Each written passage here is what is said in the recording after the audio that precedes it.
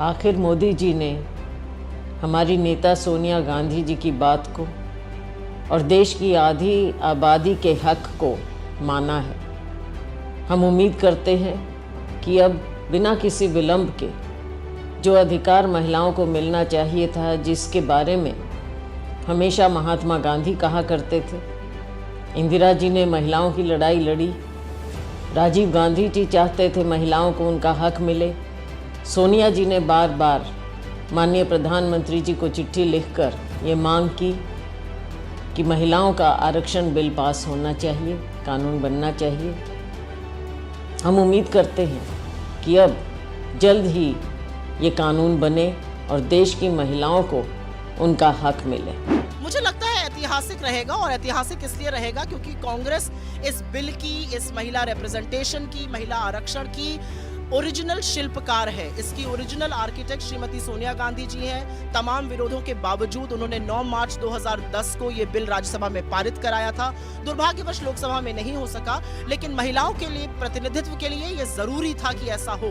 अगर आप देखिए, राजीव गांधी जी की दूरदर्शिता थी कि उन्होंने पंचायती राज में 1/3 रिजर्वेशन आरक्षण जो महिलाओं को दिया, उसके चलते आज 30 लाख से ज्यादा निर्वाचित सदस्यों में 10 लाख से ऊपर महिलाएं हैं। प्रियंका जी ने एक बहुत साहसी कदम उत्तर प्रदेश में उठाया था, लड़की हूं लड़ सकती हूं का नारा देकर, जब उन्होंने इस बिल पर 40% टिकट महिलाओं को दिए थे।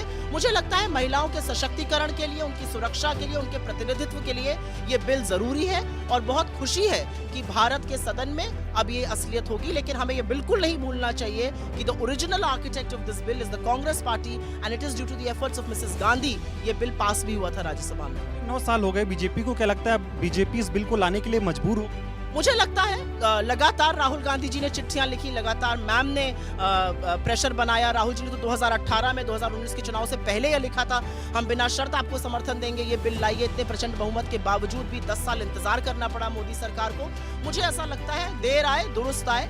अब जो हमारा काम था उसको पूरा कर रहे हैं। सोनिया जी के प्रेशर के अंतर्गत उनको झुकना पड़ा और महिलाओं के नेतृत्व की, उनके प्रतिनिधित्व की बात करनी पड़ी। अच्छी बात है। कांग्रेस पार्टी ने हमेशा महिला राजनीतिक सशक्तिकरण की बात की। हमारी माननीय सोनिया गांधी जी, मल्लिकार्जुन खड़गे जी और पूरे कांग्रेस के नेतृत्व राहुल गांधी जी ने बार बार पिछले 9.5 सालों में प्रधानमंत्री जी को याद दिलवाया कि जो बिल महिला राजनीतिक सशक्तिकरण के लिए पेंडिंग है लोकसभा में, उसे पारित करवाया जाए, उसे क्लियर किया जाए। कांग्रेस पार्टी और कांग्रेस पार्टी की पूरी नेतृत्व महिला राजनीतिक सशक्तिकरण के लिए हमेशा प्रतिबद्ध रहती है। महिलाओं की भागीदारी कैसे बढ़े, इसको लेकर राजीव जी ने भी सपना देखा था, सोनिया जी ने भी देखा, प्रियंका जी इसकी बात करती रहती हैं। लेकिन ये बिल जो है 9.5 साल हो गए, बीजेपी चाहती तो पहले भी ला सकती थी, लाई नहीं, चुनाव आ रहा है अब ला रही है, इसको कैसे? देखिए, बिल्कुल सही बात है। 9.5 साल के बाद अचानक से मोदी जी जाग उठते हैं, पता नहीं कौन से नींद से, या क्या मोदी जी ये समझ चुके हैं कि महिलाएं महंगाई से त्रस्त है, महिलाएं बढ़ती बेरोजगारी से त्रस्त है, महिलाएं जो बढ़ती हुई अपराध महिलाओं पे है उससे त्रस्त है, और ये समझ रहे हैं कि अब वो महिलाओं के लिए महिला रिजर्वेशन बिल लेके आएंगे, जो कि तुरंत लागू नहीं होना है, जो कि डीलिमिटाइजेशन के बाद, यानी कि इसका मतलब यह है कि 2024 में महिलाओं को रिजर्वेशन का लोकसभा और विधानसभा में उसका फायदा नहीं मिलने वाला है। आते 5 राज्यों में इसका फायदा नहीं मिलने वाला है महिलाओं को। साथ ही साथ वो ये कहते हैं कि 15 साल तक ये रिजर्वेशन रहेगी। मोदी और मोदी सरकार महिलाओं को बेवकूफ समझना बंद कर दे, और जो महिला रिजर्वेशन जो बिल है, अगर वो उसे अब तुरंत 2024 के लिए वो इसे पारित नहीं करवा सकता था, तो महिलाओं को बेवकूफ ना समझे। 2024 में उसका जवाब उनको मिलेगा। इस सवाल में इसके लिए मेहनत सोनिया जी ने की, राजीव जी ने की, लेकिन क्रेडिट बीजेपी ले जा रही है। कहती है बड़ा ऐतिहासिक कदम हम ले। क्या ऐतिहासिक कदम? ये ऐतिहासिक कदम महिलाओं को बेवकूफ बनाने में याद रखा जाएगा कि 2024 के इलेक्शन के पहले उन्होंने महिला रिजर्वेशन बिल पारित करवाया बिना डीलिमिटाइजेशन करवाए, और जो बिल जो 2019 में आएंगे तो ये सरासर दिखाई देता है कि मोदी और मोदी सरकार सिर्फ और सिर्फ थैंक यू मोदी दिखाने के लिए दुनिया को, महिला रिजर्वेशन के लिए वो महिलाओं को बेवकूफ समझते हैं।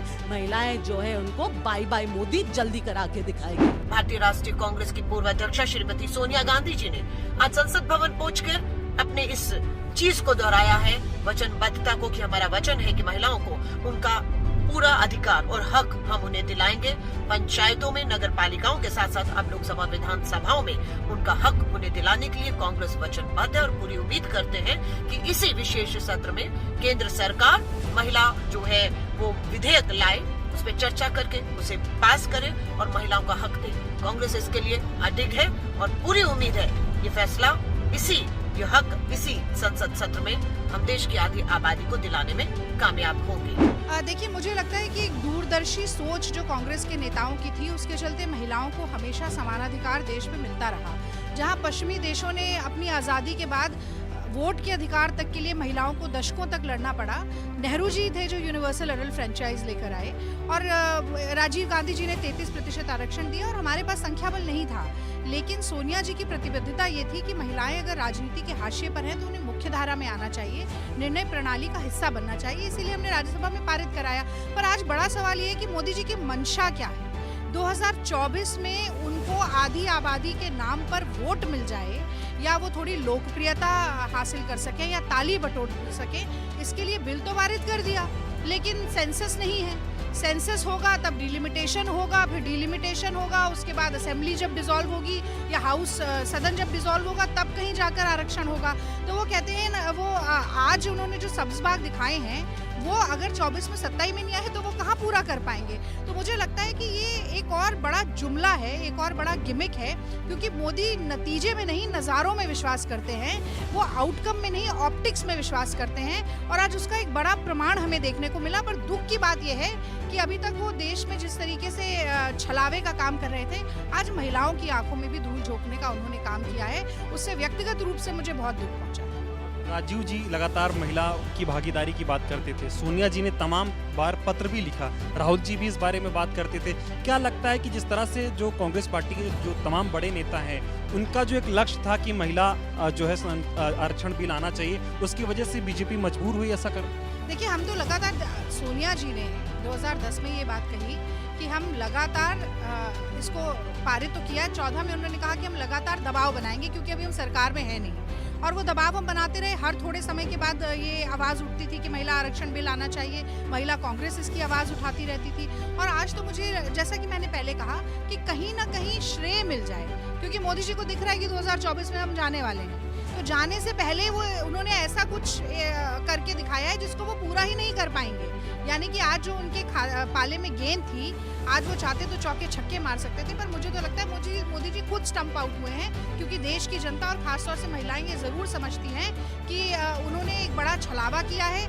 आज वो चाहते तो आरक्षण अभी इसी 2024 से दे सकते थे, पर उन्होंने नहीं किया, उन्होंने बात को टाल दी है।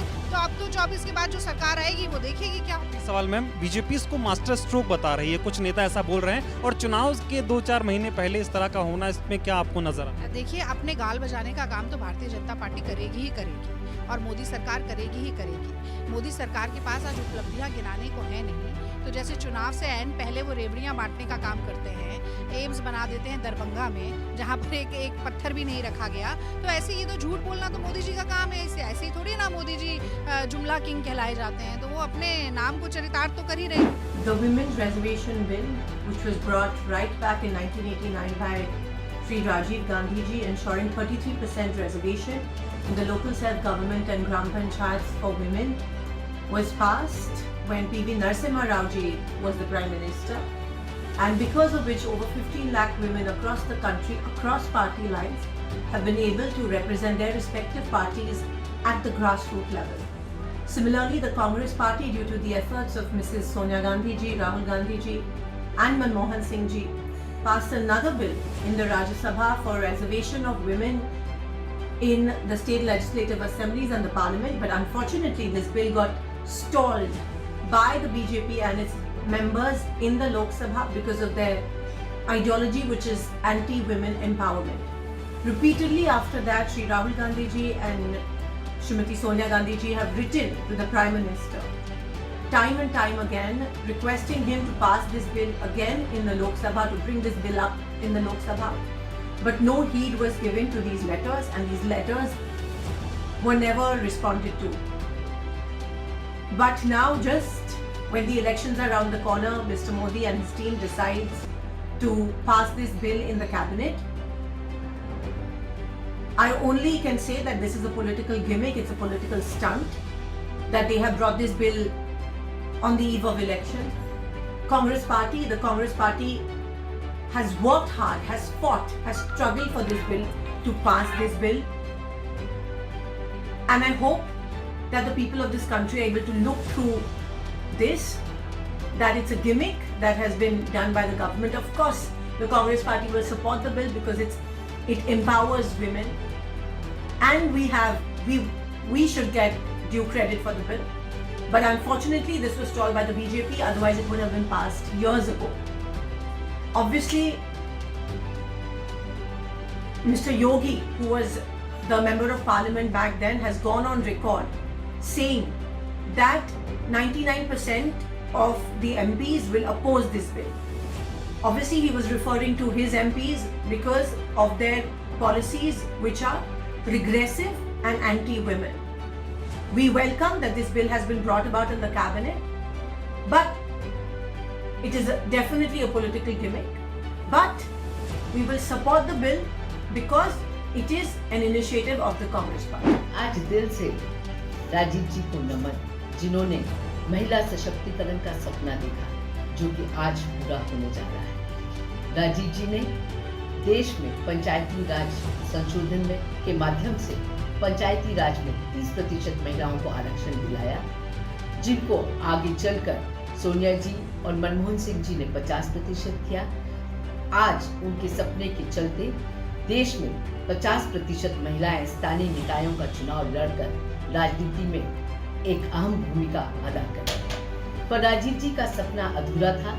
विधानसभा और लोकसभा में महिलाओं को आरक्षण नहीं मिला था, जिसकी लड़ाई लगातार सोनिया गांधी जी लड़ रही हैं। आज सोनिया जी का हम दिल से धन्यवाद देते हैं, जिन्होंने 2010 में महिला आरक्षण बिल को राज्यसभा में पास कराया, और क्योंकि लोकसभा में कांग्रेस के पास गिनती नहीं थी और भारतीय जनता पार्टी ने साथ नहीं दिया, इसलिए ये बिल पास नहीं हुआ। पर आज जब भारतीय जनता पार्टी को समझ आ रहा है, क्योंकि जमीन खसक चुकी है और महिलाओं को अगर वो सशक्त नहीं करेंगे, महिलाओं को साथ लेके नहीं चलेंगे, तो उनके लिए मुश्किलें पैदा होंगी। और इसलिए 2014 में जब उन्होंने वादा किया था कि हम महिला आरक्षण बिल लाएंगे, पर आज 9.5 साल बाद उनको बाध्य होना पड़ रहा है महिला आरक्षण बिल लाने के लिए। और लगातार सोनिया जी मोदी जी को चिट्ठी लिखती रही, इस सरकार को चिट्ठी लिखती रही और कहती रही कि महिला आरक्षण बिल लाओ।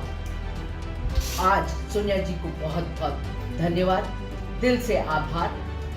33% महिलाएं अब विधानसभा और लोकसभा में भी इस देश की प्रगति के लिए अपना योगदान देंगी।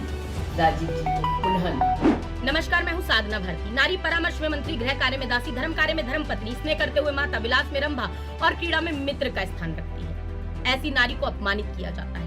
नारी का सम्मान होना चाहिए। जो व्यक्ति एक नारी का सम्मान नहीं कर सकता, वो भारत माता का भी सम्मान नहीं कर सकता। बीजेपी की मोदी सरकार ने बेटी बचाओ बेटी पढ़ाओ का नारा तो दे दिया, पर उस नारे पर कभी खरी नहीं उतर पाई। बीजेपी हमेशा से महिला विरोधी रही है। बलात्कारियों को संस्कारी बताना, भाजपा के बाहुबली सांसद ब्रजभूषण शरण सिंह पर यौन शोषण का आरोप लगाने वाली अंतर्राष्ट्रीय ख्याति प्राप्त बेटियों को सड़कों पर पुलिस से पिटवाना, कुलदीप सेंगर जैसे बलात्कारियों को संरक्षण देना, और आज तक भाजपा की एक भी महिला राष्ट्रीय अध्यक्ष न बन पाना भाजपा के महिला विरोधी चेहरे को दिखाता है। कांग्रेस पार्टी आजादी के आंदोलन में अहम योगदान देने वाली एकमात्र राजनीतिक पार्टी है, जिसकी जितनी संख्या भारी उतनी उसकी भागीदारी की तर्ज पर कांग्रेस पार्टी महिलाओं को, बेटियों को हर क्षेत्र में प्रतिनिधित्व देने की पक्षधर है। कांग्रेस ने हमेशा महिलाओं और प्रतिभाओं का सम्मान किया है। सरोजिनी नायडू जी एक कवित्री और लेखक थी। उन्होंने आजादी के आंदोलन में अग्रणी भूमिका निभाई। महात्मा गांधी जी ने उन्हें भारत कोकिला की उपाधि दी। कांग्रेस ने सरोजिनी नायडू जी को सन 1925 में कांग्रेस की महिला राष्ट्रीय अध्यक्ष बनाया और कांग्रेस ने ही सरोजिनी नायडू जी को सन 1947 में उत्तर प्रदेश की प्रथम महिला राज्यपाल भी बनाया। कांग्रेस ने ही उत्तर प्रदेश की प्रथम महिला मुख्यमंत्री के रूप में सुचेता कृपलानी जी को दिया। कांग्रेस ने ही प्रथम महिला प्रधानमंत्री, प्रथम महिला राष्ट्रपति, प्रथम महिला दलित लोकसभा स्पीकर इस देश को देने का काम किया। कांग्रेस ने नगर निगम, निकाय और पंचायतों में महिलाओं को 50% तक का आरक्षण देने का काम किया। कांग्रेस ने ही महिला आरक्षण बिल राज्यसभा में पारित कराया था। कांग्रेस संसदीय दल की नेता के रूप में आदरणीय सोनिया गांधी जी ने सन 2017 में प्रधानमंत्री मोदी जी को पत्र लिखकर इस महिला आरक्षण बिल पर सरकार का साथ देने का आश्वासन दिया था और कांग्रेस के राष्ट्रीय अध्यक्ष बनने के बाद राहुल गांधी जी ने भी 16 जुलाई 2018 को पीएम मोदी जी को पत्र लिखकर महिला आरक्षण बिल पर अपने समर्थन की बात दोहराई थी। महिला आरक्षण का वादा अपने मैनिफेस्टो में करने वाली भाजपा ने 2014 के अपने पहले कार्यकाल में इस वादे पर ध्यान भी नहीं दिया। पिछले 9 सालों से भाजपा की पूर्ण बहुमत की सरकार है, परंतु भाजपा ने महिला आरक्षण बिल को ठंडे बस्ते में डालकर रखा। अब चुनावी दौर देखकर भाजपा को महिला आरक्षण बिल याद आया है। भाजपा अगर पहले भी महिला आरक्षण बिल पारित कराती तो संसद के दोनों सदन में ये बिल सर्वसम्मति से पास होता। परंतु चलिए, देर से ही सही, यदि भाजपा महिला आरक्षण बिल पारित कराना चाहती है तो अविलंब इस बिल को पारित करें। हम सरकार के साथ हैं। तो मोदी जी अब आगे आइए, जुमलेबाजी छोड़कर अपने मन की बात नहीं, जन जन के मन की बात सुनिए और जितनी जिसकी संख्या भारी उतनी उसकी भागीदारी के तर्ज पर संसद के विशेष सत्र में महिला आरक्षण बिल पारित कराइए। चुनाव में वोट बटोरने के लिए अपने आप को ओबीसी बताने वाले पीएम मोदी जी ओबीसी के लोकतांत्रिक अधिकार भी तो दिलाइए। 33% महिला आरक्षण के उप आरक्षण में SC/ST के साथ साथ ओबीसी और अल्पसंख्यक को भी शामिल कराइए, तभी आगामी चुनाव में अपने आप को ओबीसी बताइए।